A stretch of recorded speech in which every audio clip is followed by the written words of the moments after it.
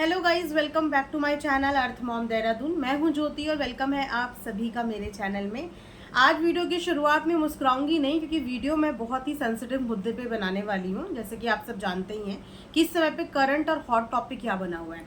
तो मेरी तरफ से ये कॉन्ट्रीब्यूशन है। आप सबके कॉमेंट्स भी मुझे आ रहे थे, इसीलिए मैंने पूरा एक दिन का समय लिया, क्योंकि मैं चीज़ों को कलेक्ट करने में, फैक्ट्स को पढ़ने में, उनको नोट करने में और उनको समझने में पूरा एक दिन का मैं वक्त लेना चाहती थी।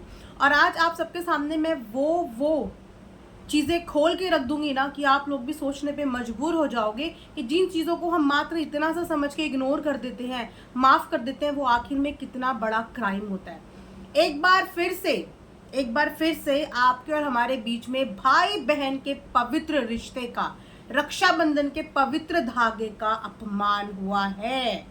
जी हाँ, इसीलिए जो लोग भी ये भाई बहन के पवित्र रिश्ते की आड़ में गंदगी करते हैं ना, उनको कभी माफी नहीं मिलनी चाहिए। जो लोग इस चीज से बच जाते हैं समय पे, वो बहुत अच्छी बात है, वरना इसका अंजाम ये हो सकता है। वीडियो को एंड तक जरूर देखना, पूरी की पूरी कहानी खोल के आप सबके सामने मैं यहाँ पे रखने वाली हूँ। शुरू करते हैं राजा रघुवंशी और सोनम रघुवंशी की कहानी। जैसे कि आप जानते ही हैं, 11 मई को होने वाली शादी 23 मई को पति का हो जाता है कत्ल। पति का हो जाता है 23 मई को कत्ल। पूरे इंडिया में, पूरे नेशन न्यूज में हाहाकार मच जाती है कि पता नहीं वाइफ के साथ क्या क्या हुआ होगा। इसके लिए डेफिनेटली शिलोंग, मेघालय पुलिस और वहां के लोगों के लिए जो धारणाएं सेट करी गई ना, क्योंकि सबने ये सोचा कि वहां के लोकल लोगों ने उस औरत का मिसयूज कर लिया, कहीं से कहीं पहुंचा दिया, यही सबकी दिल और दिमाग में चल रहा था। तो इसके लिए उस जगह के लोग एक माफीनामा तो डिजर्व करते ही हैं, जिन्होंने उस जगह को बदनाम करने की कोशिश करी थी। ठीक है, दूध का दूध पानी का पानी हो गया, क्योंकि इसमें योगदान था मेघालय पुलिस का, सबसे बड़ा योगदान। उन्होंने इतनी स्मार्टली इस पूरी चीज को अंजाम दिया कि आज आपके सामने पूरी की पूरी पिक्चर क्लियर होने वाली है। ठीक है, 3000 स्टेप्स की चढ़ाई, 3000 स्टेप्स की चढ़ाई चढ़ने के लिए जाते हैं सोनम और उनके पति राजा रघुवंशी। और उन्हीं 3000 स्टेप की चढ़ाई के दौरान वो तीनों आरोपी साथ साथ ही होते हैं। जी हाँ, वो तीनों आरोपी साथ साथ ही होते हैं, क्योंकि ये सारा कत्ल को अंजाम उसी दिन दिया गया। 3000 स्टेप्स की चढ़ाई चढ़ते चढ़ते जब सब बहुत थक जाते हैं, यहाँ तक कि जो आरोपी पकड़े गए हैं आकाश, आनंद और विशाल राजपूत, ये तीनों भी इतने ज्यादा थक जाते हैं कि ये वहां पे सोनम को कर देते हैं मना कि हम आज बहुत थक चुके हैं और हम आज नहीं इस चीज को अंजाम दे पाएंगे। और इस पे सोनम की दिल की धड़कन बढ़ जाती है। तो सोनम उनको उसी समय पे कहती है, उसी समय पे ऑन द स्पॉट उनको ऑफर देती है कि मैं तुम्हें यहाँ से निकलते ही, काम खत्म होते ही 20 लाख रुपए दूंगी, लेकिन इस कत्ल को अंजाम आज के आज ही देना होगा। इससे पहले इन एडवांस अगर बात करें तो 50,000 रुपए और तीनों को एक एक फोन पहले से दिया गया। जो बता रहे हैं कि सोनम के प्रेमी राज कुशावा ने ऑलरेडी दिया हुआ था, लेकिन क्योंकि वहां पे वो 3000 स्टेप्स चढ़ते चढ़ते थक गए और उन्होंने उस प्लान को वहीं पे पोस्टपोन करने का सोचा, तो उनको और ज्यादा लालच दिया गया। अब 20 लाख रुपए के लालच में उनके अंदर वापस से आ गई ताकत। और तो और आपको एक और दिलचस्प बात बताती हूँ कि उसी समय पे जो सोनम है, अपने ही पति को मारने के लिए अपने ही पति से 15,000 रुपए कैश लेके उसी समय पे उनको वो 15,000 रुपए देती। अगर आप सबको एक रिकॉर्डिंग याद होगी, एक इंटरव्यू जहाँ पे राजा रघुवंशी की मम्मी ने खुद बोला था कि मेरा बेटा यहाँ से 20,000 रुपए कैश लेके गया था और अपने साथ कार्ड्स लेके गया था, तो उसी समय पे सोनम ने अपने पति के पर्स से 15,000 रुपए उनको ऑन द स्पॉट दिए, जिसके बाद उन्होंने, आनंद ने बेसिकली दाव निकाला और वहीं पे उनका कत्ल कर दिया, वहीं पे हो गया कत्ल। अब आप लोग आगे की पूरी प्लानिंग सुनो कि किस तरीके से ये पूरा एग्जीक्यूशन हुआ, किस तरीके से सोनम ने अपने प्रेमी के साथ मिलके ये पूरा का पूरा एग्जीक्यूशन किया। जिस दिन सोनम की होती है शादी 11 मई को, उसके थोड़े दिन के बाद सोनम की व्हाट्सएप चैट के द्वारा ये चैटिंग मिली है, जहाँ पे वो राज कौशल को मैसेज करती है कि जल्दी से जल्दी कुछ करो, जल्दी से जल्दी ठिकाने लगाओ, क्योंकि मुझसे अब नहीं बर्दाश्त हो रहा है। सामने वाला मेरे पास आने की कोशिश करता है और मुझे ये चीज़ अच्छी नहीं लगती है। उसके बाद प्लानिंग होती है शिलोंग मेघालय हनीमून की। जबकि घर के पंडितों ने ये बात बोली थी, ये लोग पंडित वगैरह को ज़्यादा मानते थे, उन्होंने ये बात बोली थी कि जून से पहले बच्चों को कहीं भी बाहर घूमने मत भेजना।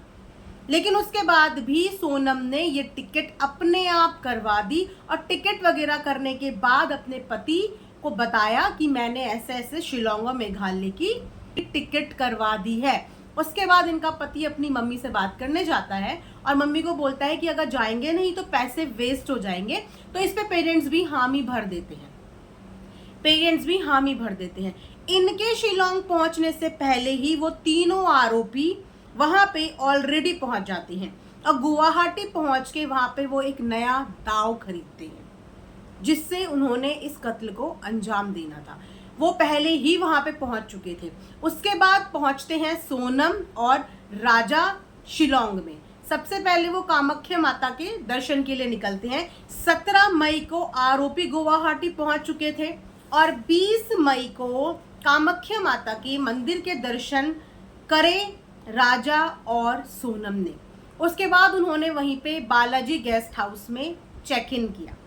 आरोपी उन्हीं के गेस्ट हाउस से 1 किलोमीटर की दूरी पे एक होटल में रह रहे थे और जैसे जैसे सोनम और राजा अपनी लोकेशन चेंज करते थे, उसके हिसाब से उनकी भी लोकेशन वहां से चेंज होती रहती थी। तो 20 मई को कामाख्या माता के मंदिर के दर्शन करते हैं राजा और सोनम और 21 तारीख को बालाजी गेस्ट हाउस में वो लोग चेक इन करते हैं। जैसे ही सोनम और राजा चेक इन करते हैं गेस्ट हाउस में, बराबर सोनम अपनी लोकेशन की अपडेट आसपास रहने वाले उन तीनों आरोपियों को बराबर दे रही थी।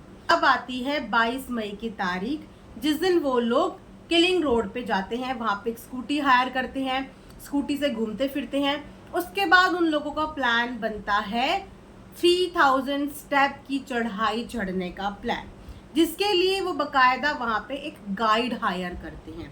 अब इस गाइड के ही बयान के बाद ये पता चला कि उनके साथ चढ़ाई करते हुए 3 और लोग थे जो बहुत अच्छी खासी हिंदी बोल रहे थे और सोनम ने उनसे बातचीत करते करते अपने हस्बैंड के साथ भी उनकी बातचीत करानी शुरू कर दी कि सेम लैंग्वेज है। एकदम से जब आप किसी दूसरी सिटी में जाते हो और आपको वहाँ पे अपनी लैंग्वेज बोलने वाला लोग मिल जाते हैं तो आप एकदम से मिंगल हो जाते हो। वही इनके साथ भी हुआ। सोनम थकने का बहाना करके बहुत पीछे पीछे चलने लगी, जैसे कि वो बहुत थक गई है और ये जो तीनों आरोपी हैं ये उनके पति के पीछे पीछे चलने लगे। लेकिन जब बहुत ज़्यादा ये लोग चल गए, बहुत ज़्यादा चलने के बाद वो खुद भी थक गए और उन्होंने बोला कि आज तो हम बहुत ज़्यादा थक गए हैं, आज ये प्लान हम एग्जीक्यूट नहीं कर पाएंगे। जिसके बाद सोनम को हो गई घबराहट, क्योंकि वो आज का ही ये प्लान सेट करके ऑलमोस्ट आई थी कि आज के आज में ही ये चीज़ें करनी है। फिर उसने दिया और पैसों का लालच कि मैं 20 लाख रुपए तुम्हें इंदौर पहुंच के दूंगी, लेकिन ये चीज़ यहीं के यहीं होनी चाहिए। और तो और पति के पर्स से 15,000 रुपये उसी समय पे बहाने से लेकर इन लोगों को थमाए। उसके बाद आनंद ने निकाला दाव और उसके पति को वहीं पे कर दिया खत्म। अब वहां से होती है भागने की तैयारी। अब आपके दिमाग में यही आएगा ना कि ये गाजीपुर कैसे पहुंच गई, कहाँ शिलोंग, कहाँ गाजीपुर, आखिर इसने इतनी आसानी से ये सारे ट्रैवल कैसे करे। इतनी आसानी से ये ट्रैवल करने का रीज़न पता है क्या है? वो है ये चेहरा। फिल्टर की इस दुनिया में, मेकअप की इस दुनिया में जब इंसान अपने असली रूप में आता है ना, तो आप उसको पहचान भी नहीं पाते कि इसका असली चेहरा कौन सा है और इसका विदाउट मेकअप चेहरा कौन सा है। अभी तक जितनी भी फोटोज आ रही थी वो उसकी शादी वाली फोटोज आ रही थी, लेकिन रियलिटी में वो बिल्कुल बिना मेकअप के कैसी लग रही थी, तो उसे पहचानने में बहुत लोगों को प्रॉब्लम हुई। इसीलिए उसने ये जो ट्रैवल करा बाय ट्रेन, बाय बस। वो पहुंची शिलोंग से इंदौर पहुंचने का रीज़न ये था कि इंदौर में उसकी मुलाकात हुई वहाँ पे राज कुशावा से। जी हाँ, राज कुशावा से इसकी मुलाकात इंदौर में हुई और वो भी उस वक्त जिस वक्त पे इनके पति को अंतिम विदाई दी जा रही थी। उसी वक्त पे ये आसपास इंदौर में रह रही थी। इंदौर में एक कमरा किराए पे रह के, एक कमरा किराए पे लेके, ये इंदौर में एक कमरा किराए पे लेके ये वहाँ रह रही थी जहाँ पे इनसे मिलने के लिए आया था राज कुशावा। लेकिन ये ऑपरेशन इतनी तेजी से वायरल हुआ कि मेघालय पुलिस ने इस ऑपरेशन का नाम भी ऑपरेशन हनीमून रख दिया। इतनी तेजी से पुलिस इस ऑपरेशन में जुट गई कि इनकी प्लानिंग वहां पे फ्लॉप हो गई, क्योंकि सोनम की प्लानिंग थी यहाँ से सीधा नेपाल भागने की। लेकिन पुलिस इतनी तेजी से अपने काम में जुट गई, इतनी तेजी से सब चीज़ों में लगे कि इनकी प्लानिंग जो इन्होंने सोचा था कि काफ़ी देर तक चलेगी, वो प्लानिंग इनकी जल्दी फ्लॉप हो गई और इनका नेपाल जाना कैंसिल हो गया क्योंकि पुलिस हर जगह पे तैनात थी। तो सीधा सीधा यहाँ से वो गई गाजीपुर जाके एक ढाबे से वहाँ पे एक पूरा प्लान एग्जीक्यूट किया। ढाबे से जाके इसने फ़ोन करके सरेंडर किया। वो सारी सरेंडर के बाद की न्यूज़ आप सबके सामने आ चुकी है कि कैसे कैसे सरेंडर किया। उसके अलावा आप लोगों ने एक और सीसीटीवी फुटेज देखी होगी जहाँ पे ये अपने हस्बैंड के साथ स्कूटी पे है और एक रेनकोट उतारती हुई नजर आ रही है। आपको एक और क्लू मैं यहाँ पे दे देती हूँ, वो रेनकोट भी मौकाए वारदात पे मिला था जिस जगह पे इनके हस्बैंड की बॉडी मिली थी।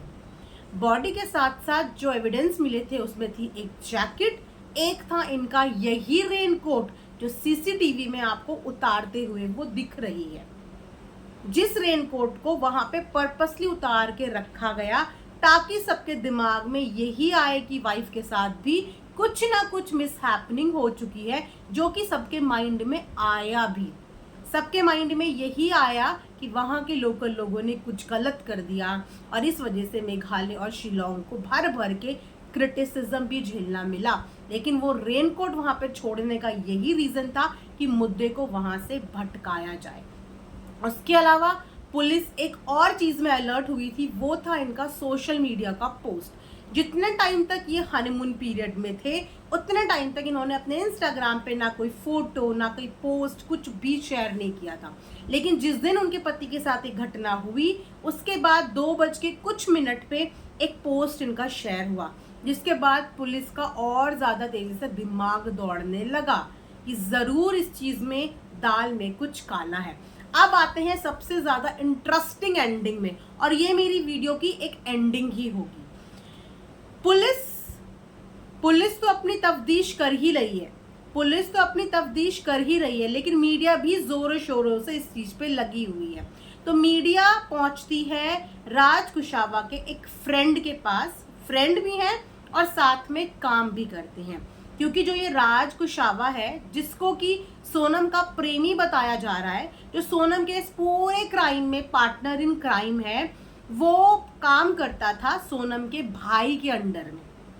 तो राज कुशावा के एक फ्रेंड के पास जब मीडिया पहुंची और मीडिया ने उसके फ्रेंड को ये पूरा सीन बताया कि आप सब कुछ न्यूज़ में तो देख ही रहे होंगे कि न्यूज़ में ये सब चीज़ें चल रही हैं, आप उसके फ्रेंड हो राज कुशावा के, उसको बहुत अच्छे से जानते हो, आप क्या कहना चाहोगे सोनम और राज कुशावा के रिलेशनशिप के बारे में? क्या आप लोगों को कभी इस रिलेशनशिप के बारे में कोई आइडिया था या कुछ था? तो सबसे ज़्यादा चौंकाने वाली खबर सामने आई है कि उस लड़के ने बोला कि इन दोनों के बीच में तो अफेयर हो ही नहीं सकता, ये कैसे एक दूसरे के प्रेमी हो सकते हैं, ये दोनों तो भाई बहन थे। राज कुशावा सोनम को दीदी बोलता था। इनफैक्ट जितने भी लोग काम करते थे, क्योंकि वो हमसे उम्र में बड़ी थी 4-5 साल, तो उसको दीदी ही कह के बुलाते थे। तो राज कुशावा भी सोनम को दीदी बोलता था। राज की अपनी खुद की 2 बहनें हैं, लेकिन रक्षाबंधन में वो कई बार सोनम से राखी बंधवाने भी आता था। सोनम ने कई बार राज कुशावा के राखी बांधी है, तो वो दोनों प्रेमी कैसे हो सकती हैं? वो तो उसको दीदी बोलता था। जैसे ही ये न्यूज़ पता चली, जैसे ही ये इंटरव्यू मैंने उनके फ्रेंड का देखा, मेरा दिमाग एकदम ऑफ हो गया कि इतना गंदा लेवल इस समय पे चीज़ों का हो चुका है, इतना गंदा लेवल हो चुका है कि अगर दुनिया से बचना है या दुनिया को गुमराह करना है और आप किसी गंदे रिलेशनशिप में हो तो अपने आप को भाई बहन बोल दो। आपके आसपास के लोग आपके रिश्ते पे कभी शक ही नहीं करेंगे, क्योंकि आप लोग भाई बहन का चोला जो ओढ़ के बैठे रहोगे। सोनम उम्र में राज कुशावा से 4 से 5 साल बड़ी है और ये सारा एग्जीक्यूशन शादी के बाद किया गया। ये सारी चीजें शादी से पहले भी तो हो सकती थी। जरूरी है कि किसी के बेटे की, किसी के भाई की कुर्बानी ही दे के माना जाएगा। कल मैं एक स्लोगन एक आदमी का पढ़ रही थी, लिटरली वो लड़का रोते रोते, शायद वो राजा रघुवंशी की फैमिली के ही कोई आदमी थे, जो रो रो के कह रहे थे, सरकार से दरख्वास्त कर रहे थे कि बेटी बचाओ बहुत हो गया। अब मैं आप लोगों से हाथ जोड़ के विनती करता हूं कि बेटों को भी बचाओ, ये मर जाएंगे, ये खत्म हो जाएंगे। इन बेटों को बचाने के लिए भी कुछ करो। ये बेटे बिना किसी गलती के सूली चढ़ रहे हैं, बिना किसी गलती के इनको सजा मिल रही है। इन बेटों के लिए भी कुछ करो। बहुत बचा ली बेटियां, हम मर जाएंगे, सब लड़के खत्म हो जाएंगे, अब इनको बचा लो। रोते रोते ये एक स्टेटमेंट मैंने उनका देखा और मेरी पूरे अंदर से आत्मा झंझुड़ गई कि ऐसी चंद औरतों की वजह से औरत जात आज बदनाम हो चुकी है। शायद आज कोई अपने घर की बहू बनाने से पहले ना पता नहीं कितनी चीजें उस लड़की को अब झेलनी पड़ेगी, क्योंकि ऐसे ऐसे एग्जाम्पल्स हमारे बीच में आए हैं। तो भाई बहन के रिश्तों में गंदगी करने वालों के लिए ना माफी होनी ही नहीं चाहिए, क्योंकि ये होते ही क्रिमिनल माइंड है, ये होते ही क्रिमिनल माइंड है। इनका आगे का प्लान एक क्राइम के बाद ही खत्म होता है, क्राइम के बाद ही खत्म होता है। जो इतना ज्यादा पागल हो जाए किसी चीज में कि किसी रिश्ते की लाज ना रखे, वो इंसान फिर कहीं तक भी और कुछ तक भी गुजर सकता है। फिलहाल सारे के सारे आरोपी पुलिस की कस्टडी में हैं। हो सकता है कि आगे चल के इसकी सीबीआई जांच भी हो और भी बहुत सारी चीजें हमारे सामने आ सकती हैं। रही बात राज कुशावा की मम्मी की, तो उनके बहुत बुरे हाल हैं। वो रो रो के बहुत परेशान है, बेहोश हो रही है बार बार। वो ये मानने को तैयार ही नहीं है कि मेरा बेटा ऐसा कर सकता है। उनकी नज़र में उनका बेटा इनोसेंट है, जो 10 साल की उम्र से मेहनत कर रहा है, काम कर रहा है और कभी किसी का हार्म नहीं पहुंचा सकता। उनकी नज़र में उनका बेटा ऐसा ही है और उनके घर की हालत वाकई में देख के लग रहा है कि वो लोग बहुत टूट चुके हैं। लेकिन ये प्यार मोहब्बत इंसान को क्या से क्या बना देती है ना, इंसान को कब इंसान से जानवर बना देती है ये पता नहीं चलता।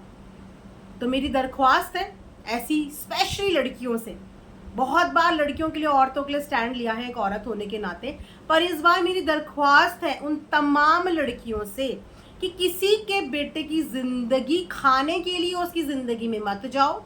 अगर तुम्हें शादी नहीं करनी तो ये बगावत शादी से पहले कर लो।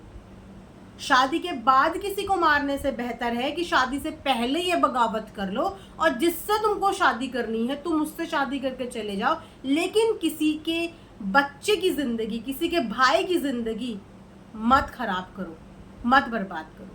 इसी के साथ ये वीडियो मैं यहाँ पे एंड करती हूँ। उम्मीद करती हूँ कि आप सबको पसंद आएगी। Thanks for watching earth mom Dehradun. हो सके तो ज़्यादा से ज़्यादा इस वीडियो को आप लोग शेयर करें।